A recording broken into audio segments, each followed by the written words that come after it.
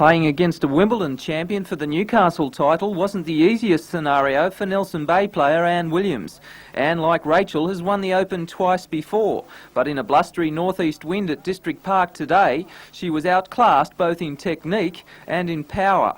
McQuillan easily won the match 6-1, 6-0. In what seemed to be little more than a training run, the number 4 junior in the world played some excellent shots from the baseline, simply blasting her opponent off the court. In the men's title, Brian Williams, the brother of Anne, was chasing a record 7 wins for the Open against 17-year-old Wallsend High student William O'Neill. Williams started well, breaking O'Neill's serve in the first game and raced to a 3-0 lead. But as the match progressed, O'Neill's nerves settled and the match became more even. After a 2.5-hour struggle, Williams' dreams of a record win eluded him, and the youngster O'Neill came up trumps, 6-4, 4-6, 6-4.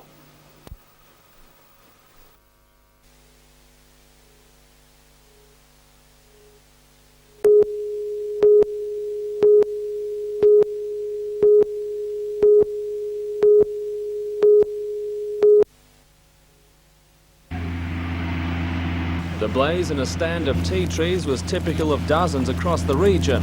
While most posed no threat to property, residents of Haddon Crescent found the fire too close for comfort. Most were on hand to protect their property as the fire edged up to the fence line. The residents of this home are on holiday, but neighbours were quick to pitch in. Not everyone was so lucky. A spot fire in the garage of this home quickly took hold before neighbours and firefighters could save an interior wall. A few minutes more and the result could have been disastrous. Not far away, staff of Belmont Golf Club were preparing to confront another scrub fire. With flames on the first hole, club manager Gary Myers was taking no chances with more than $500,000 worth of greenkeeping equipment. Well, we've evacuated all the machinery. We've got all our hoses, as many hoses that we can put out available, to try and help the fire brigades, and if it gets closer to the sheds, then everyone will come back to the sheds to try and save the sheds. This evening, firefighters say the threat to the links has eased, but a careful watch is continuing. Officers with Newcastle Fire Brigade say they're pleased with how the fires have been handled. Apart from one home at Pelican, it's thought no other property has been seriously damaged. I'm Tom Hilston for NBN News.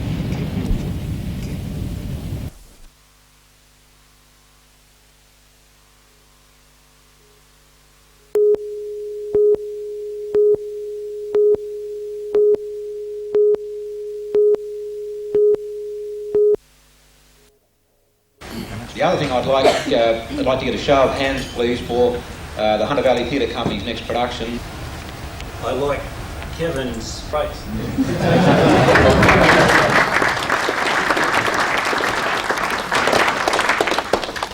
Congratulations to you.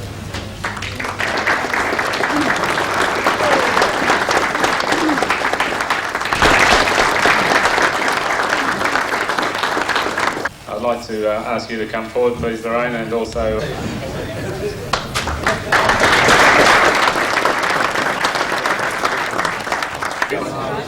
Cherry, right? Good. And...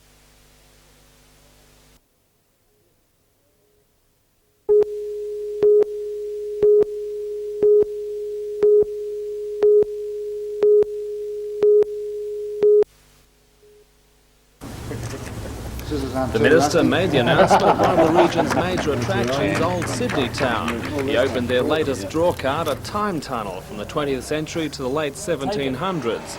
Visitors are given a brief taste of life aboard a convict ship before emerging in Governor Phillip's Sydney town. Mr West joined management and local politicians on a tour of the site, which will become one of many attractions in a total Central Coast promotional package.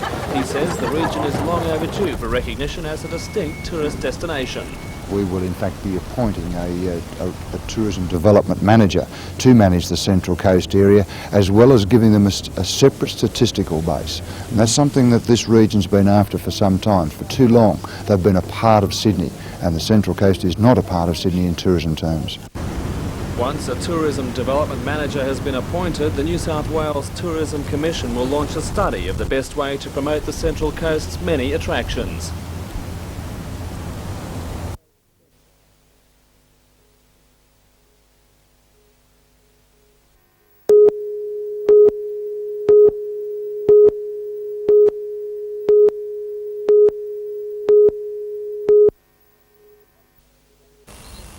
On the surface, this may look like any peaceful Newcastle suburb. It is in fact turning into a battleground.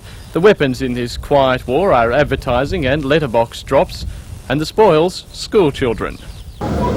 Infants and primary-aged children to be exact. It's all about numbers, or the lack of them, in the Kotara Lambton area. The suburbs grew rapidly 2 decades ago, and numerous primary and infant schools were built. The children have grown up, however, and many of those schools are now battling for numbers. Numbers to retain teachers, or in the case of Kotara Public School, to stay open. Enrolments there have shrunk to 57, and the school has been living with the prospect of closure for 2 years. Despite numerous letters from the PNC and local members of Parliament, the Department of Education has been unable to decide if the school should stay. According to PNC President Stephen Finney, the indecision is taking its toll.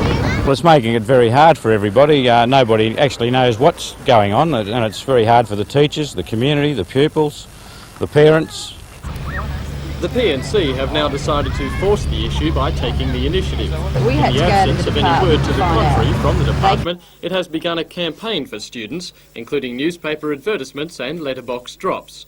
The PNC says Kotara Primary has much to offer, and it believes if they attract more children, the department won't be able to close the school. However, that optimism is not shared by Regional Director of Education, Karibia. It's well known in Newcastle that I've been keen to establish a centre there for emotionally disturbed children, and I'm hopeful that the Minister very soon will be making a decision as to whether I can go ahead with that for next year.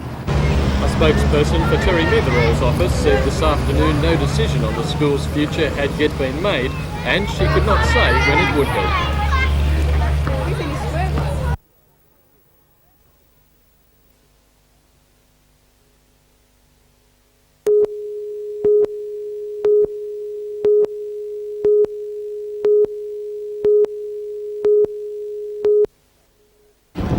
'Yesterday, the club held a handicap competition, but today the big guns lined up for the championship race of the Regatta.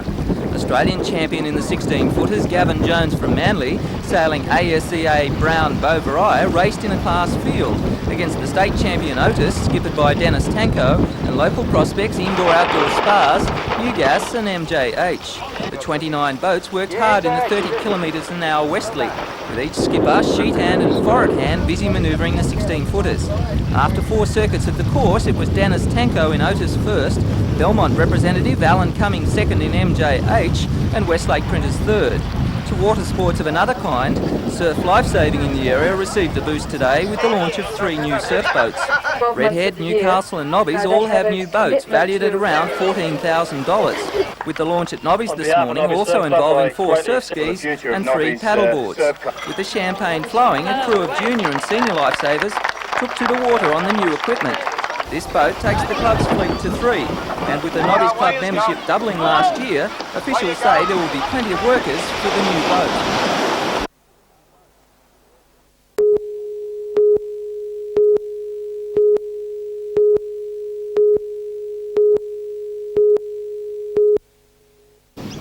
"36 holes of golf is a hard day's work by anyone's standards, and with the temperatures soaring at the Merewether Club today, the championship really had to be earned.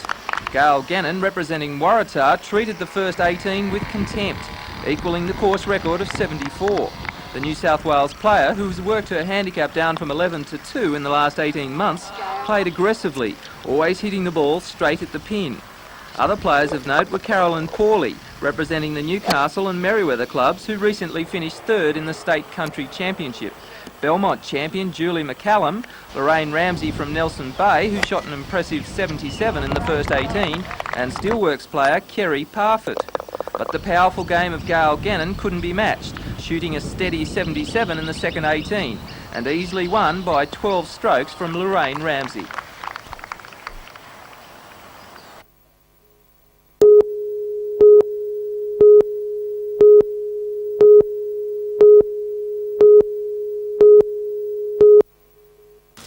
The electioneering party called a news conference outside the Mayfield West School to condemn the Greiner government's planned changes generally.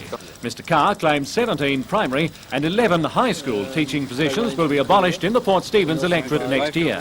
Also, 3 schools are under threat according to the opposition: Bob's Farm, Swan Bay and Fern Bay. Bob Martin handed over petitions containing thousands of names collected on the day of the recent federal referendums. The opposition leader will table the sheets in Parliament. Today, he said, the by-election in Port Stephens will give parents the chance to register a protest vote against the school changes. Schools like this one will have to offer fewer subject choices, and it means there'll be larger class sizes, and it means there'll be composite classes. And on the bottom line, that's a reduction in education quality. It means the kids in the system are going to be living with an inferior education system, a system that's inferior from that a previous generation went through. We're saying that's wrong. We're saying that we shouldn't be bringing about a reduction in the quality of education at this time in our nation's history, in our state's history.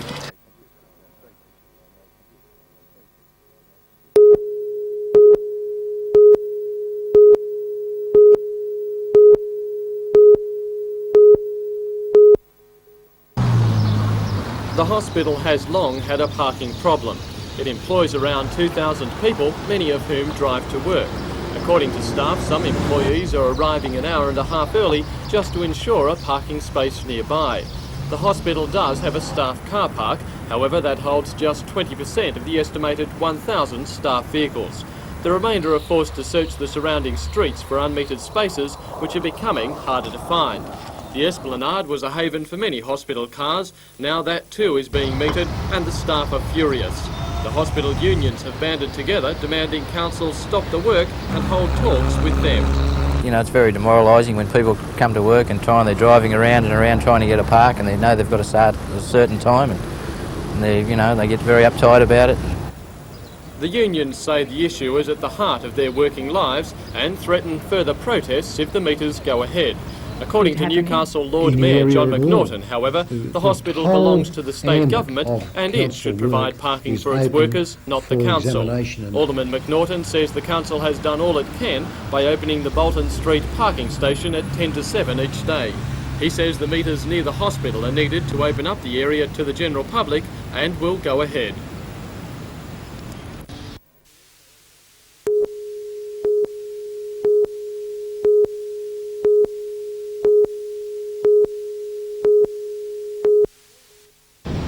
All of the parties concerned agree Newcastle has plenty of attributes which can attract visitors to the city, but they don't agree about which group can best promote them. Newcastle is not alone in its misgivings. Earlier this year, Port Stephens and Lake Macquarie also pulled out. The authority spokesman and next year's chairman, Bob G, says the alternative for the council could prove very costly. It's difficult to put one's finger on the problem itself, but I believe that the Newcastle Tourist Association possibly has a lot to answer for. I think they are of the opinion that they can go it alone, and it's an almost impossible task for them, and a very costly one. Mr G said he was bitterly disappointed by the move, as Newcastle is a leader among councils in the area. They have a lot to offer in terms of advice and information, and that is the big disappointment. Well, you've said it is an important council, so is its withdrawal from the authority a fatal blow? It's a blow, but it's not a fatal blow. I'm optimistic that the authority will continue. It's alive and it's well, and it will continue well into 1989 and beyond. I've been elected chairman for 1989. I have some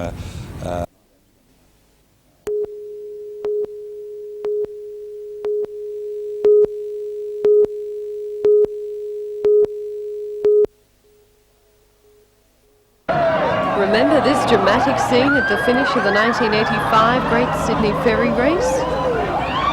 The sudden and frightening loss of the grand old Karibia, which minutes earlier had pulled into Circular Quay, disappearing to a murky grave at the bottom of Sydney Harbour.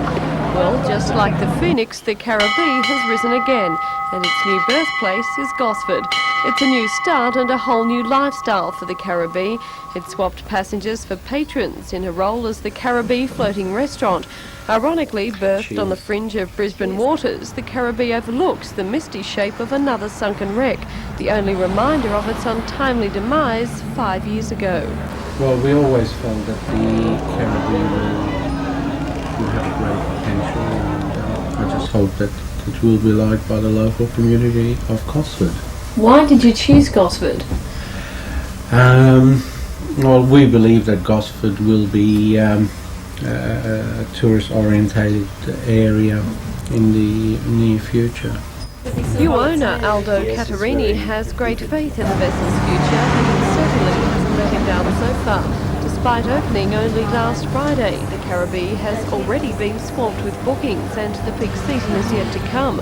Able to seat 150 comfortably, the ferry still retains much of the charm that made it the favourite of Sydney's seagoers back in its seafaring days. Well, we tried to keep the Karibia as much as possible to its original identity. Well, I guess it's nothing new after a good meal and a few too many of these to feel a little all at sea, but that's really what the Karibia's all about, and it adds that special charm, a blend of history and novelty that's assured the fabulous old ferry smooth sailing in the tourist game. Tracy Reid for NBN News.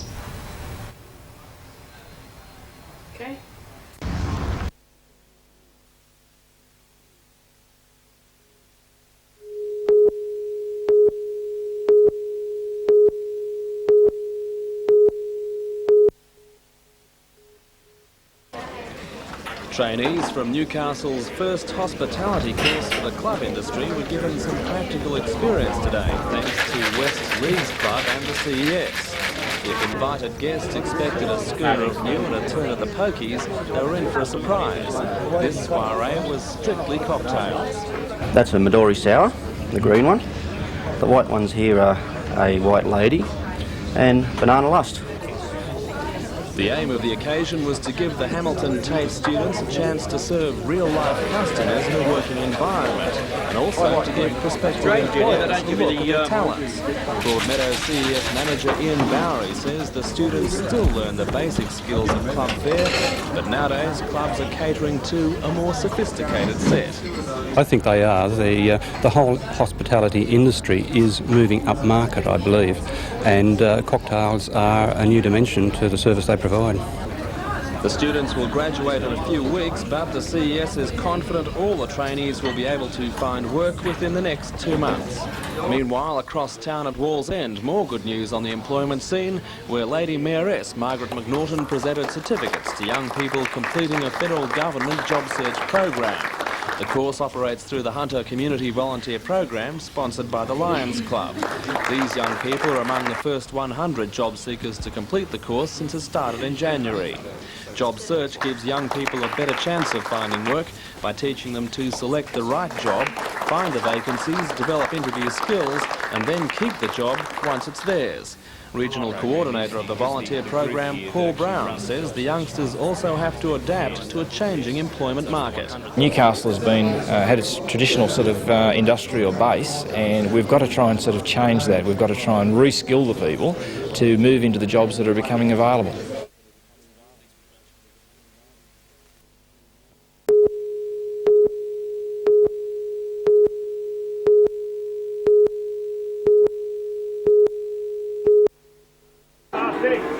Maitland City Council has been trying to sell the Saleyards for months. It advertised for buyers, eventually settling on a tender of $552,000 based around Raymond Terrace businessman John Lidbury. That tender was for vacant possession, and that is what has sparked the trouble. The yards are currently worked by 5 agents, some of whom are unhappy about the sale, claiming their rights to use the yard will be cut off. The agents took the matter to court, claiming their lease with the council does not expire until the end of next year, effectively stopping the sale. The matter was mentioned in the Supreme Court in Sydney on Wednesday, but a full hearing deferred for a week. If the agent's lease claim is overturned, Mr Lidbury says he will take control of the vacant Saleyards and then negotiate new arrangements with the agents.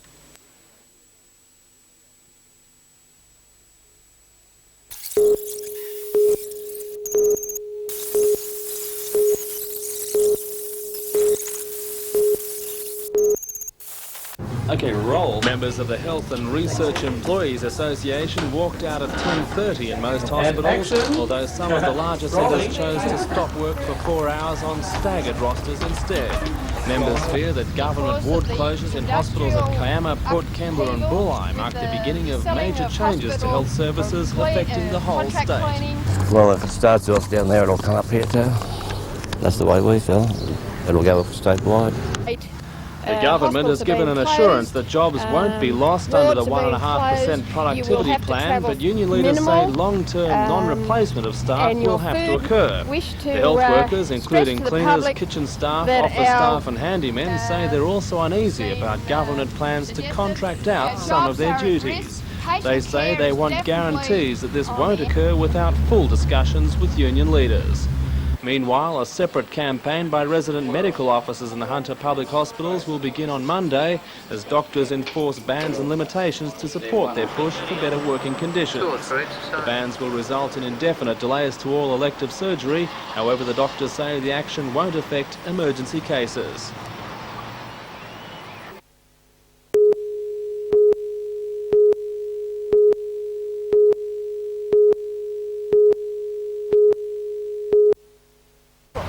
Surfing is usually a domain for the boys, but Merewether surfer Melissa Labb, in training for the Caribbean Revenge Cup in Barbados, got sick of sitting on the beach with her girlfriends and 4 years ago took to the surf. I seen one of my friends surfing at Foster and I just thought that I'd have a go on his board, and I had a go and I really loved it, so I just thought, oh well, if it's this easy, just sort of get out there and beat the guys. By 15 she won the Australian junior titles and then later the Australian Scholastics. In January this year she came second in the Nationals at Wollongong and selection for the Australian team followed. There are 12 surfers in the squad, including Damien Iredale from Stockton, but only 2 girl competitors. Melissa is hoping to perform well against the world's best women amateurs in Barbados to gain some idea of whether she is good enough to turn pro. Her home break at Merewether has been a great training ground. It's stiff competition there to even get a wave. All the guys are sort of getting to know me, and I know it is a hassle, but when you're out there by yourself and like for those good surfers, they sort of give you waves every now and then, so it's all right. Got a small surf here today. Can you handle the bigger waves? Yeah.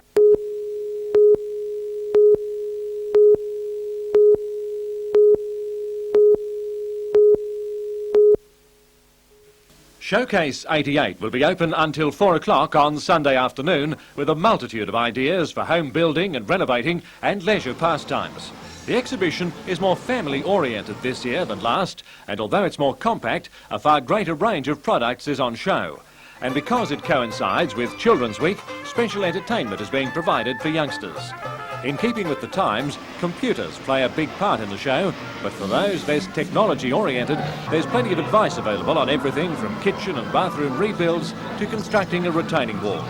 A special feature this year comes on Sunday, when items donated by each exhibitor will be auctioned, with proceeds going to next year's NBN Telethon.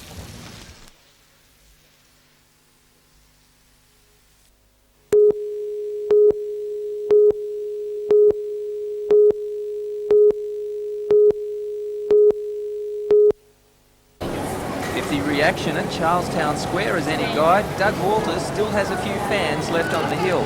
In town to promote his third book, One for the Road, Doug has a busy schedule with his sports publicity company and making beer commercials. But for the boy from Dungog, cricket is still his first love. I guess it's made my life. It's better than milking cows, as it used to be once upon a time, Peter, I can show you that. Special moments in his career, Doug says, to represent his country was the greatest honour. As a kid, I always dreamt about playing for Australia one day, and I think and most kids probably dream about that today. Higgs then propped up Australia's innings and enabled Walters to score his 15th Test century. It's a great shot, and it's 100. A magnificent shot by Doug Walters to bring up his century. And my goodness, well played. The title of your new book, One for the Road. Is there any stories behind that? Well, I guess I've had one for the road a few times, but I thought it was pretty appropriate. It's a very light-hearted book, and I hope people have a lot of fun reading it. Back on the cricket field, Doug says the looming matches against the West Indies after a difficult tour in Pakistan is a tall order for the Australians. But coming back from that Pakistan tour on their slow spinning wickets and facing an attack like the West Indies on our hard fast wickets is completely different cricket, and I think that might set our boys back a little bit, but I think they could do pretty well just the same.